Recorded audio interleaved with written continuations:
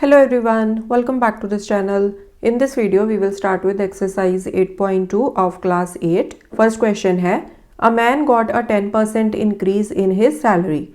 If his new salary is rupees 1,54,000, find his original salary. So एक person की salary के बारे में यहाँ पर बात की गई है. Original salary उसकी कितनी है वो हमें नहीं पता, वो हमने find करना है. बट यहाँ पर हमें दो चीज़ें दी हैं. एक कि उसकी सैलरी में 10% इंक्रीज हुआ है एंड इस 10% के इंक्रीमेंट के बाद उसकी नई सैलरी कितनी है 1,54,000 रुपीज़.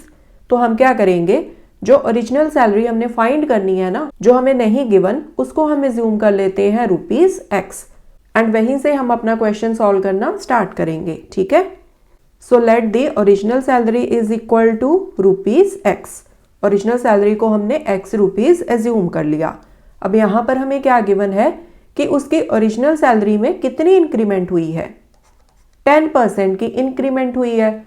तो अब हम निकाल लेंगे कि 10% इंक्रीमेंट के बाद उसकी सैलरी कितनी बनेगी. New salary after increment is equal to जो ओरिजिनल सैलरी है रुपीज़ x प्लस इंक्रीमेंट कितनी हुई है 10% की. अब 10% की जो इंक्रीमेंट है वो किस में हुई है, मतलब 10% किसका, 10% ऑफ ओरिजिनल सैलरी. ठीक है. इंक्रीमेंट ऐसे ही होती है, जो ओरिजिनल चीज़ है ना, अगर हम बोलेंगे ना कि उसका 10% इंक्रीज हो गया, उसका क्या मतलब होता है कि जो ओरिजिनल सैलरी है, जो ओरिजिनल चीज़ है, उसका 10% वो इंक्रीज हुआ है. तो यहाँ पर नई सैलरी क्या आएगी, ओरिजिनल सैलरी तो देखो रहेगी ही. ठीक है. So original salary plus 10% of original salary. So x plus 10% of x. So नई सैलरी क्या आएगी, original salary plus 10% of original salary, क्योंकि ओरिजिनल सैलरी में 10% का हुआ है इंक्रीमेंट. ठीक है. तो आप नई सैलरी इस तरह से फाइंड करोगे. अगर ये होता कि 10% डिक्रीज हो गया है, तब आप क्या करते, ओरिजिनल सैलरी में से 10% ऑफ x आप डिक्रीज कर देते. ओके. आई होप अभी आपको अंडरस्टैंड हुआ होगा. सो इसको आप लिख दो ब्रैकेट में, इतने रुपीस. अब क्वेश्चन में ये भी दिया है कि उसकी नई सैलरी कितनी है. नई सैलरी है रुपीज़ 1,54,000. सो हमने यहाँ पर ये जो नई सैलरी निकाली है ना वेरिएबल की फॉर्म में, x प्लस 10% ऑफ x, इसको हम इक्वल कर देंगे 1,54,000 के एंड वहां से हमें x की वैल्यू मिल जाएगी and that is your answer. So we will write according to question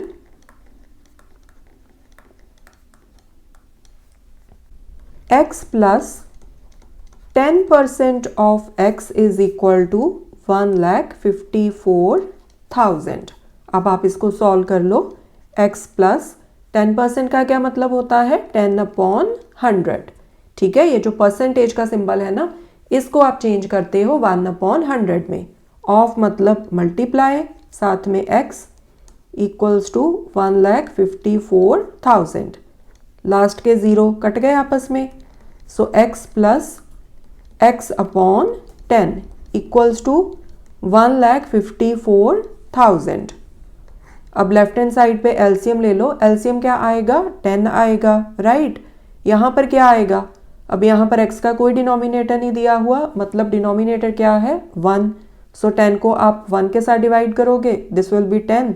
10 को फिर आप x के साथ मल्टीप्लाई कर दोगे, यहाँ पर आ जाएगा 10x प्लस यहाँ पर आएगा x, क्योंकि यहाँ पर डिनोमिनेटर 10 है. सो 10 आपस में कट जाएंगे, 1 आएगा, तो 1 को हम x के साथ मल्टीप्लाई कर देंगे, this will be x.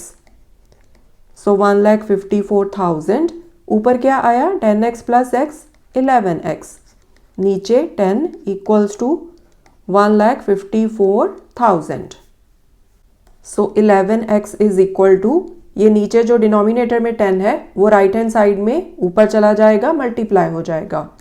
So 1,54,000 multiply by 10. x is equal to 1,54,000 multiply by 10/11. Okay. ये जो 11 यहाँ लेफ्ट हैंड साइड में न्यूमरेटर में है ना, राइट हैंड साइड पे ये जाएगा डिनोमिनेटर में.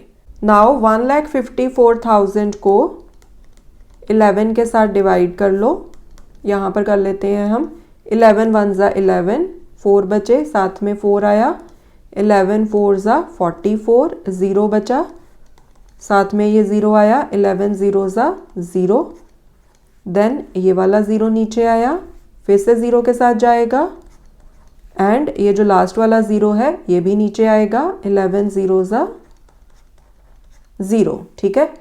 सो ये आ गया 14,000 multiply by 10, so x is equal to 1,40,000। अब x को हमने क्या एज्यूम किया था, ओरिजिनल सैलरी। सो यहाँ पर लास्ट में हम लिख लेंगे therefore original salary is equal to ₹1,40,000 rupees. This is the answer. So this was question number 1. In the coming videos, we will solve more questions. Thanks for watching. Take care.